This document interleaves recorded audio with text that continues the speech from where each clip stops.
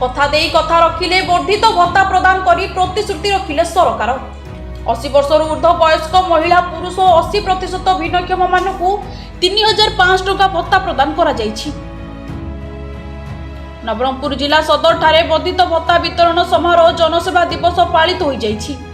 मुख्य अतिथि मान्यवर मंत्री नित्यानंद गंड, सांसद बलभद्र माझी, विधायक गौरीशंकर माझी, विधायक मनोहर रंधारी प्रमुख जोग देई वर्धित भत्ता शुभारंभ करिसेंति।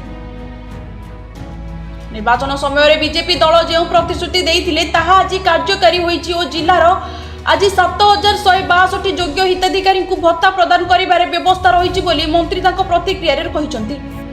बहुत बहुत धन्यवाद देवी आमर डबल इंजन सरकार मोहन माझी के सरकार को जोटा आम निर्वाचन समय प्रतिश्रुति देइथिलु जे समस्त 80 वर्ष ऊर्ध्व वयस्क भाई भौणी मैंने तथा 80% अधिक जो मैंने भिन्नक्षम होते से 3500 देवा कथा से आज नवरंगपुर 7164 भाई भौणी मान मिलूँ। तेणुक बहुत बहुत धन्यवाद।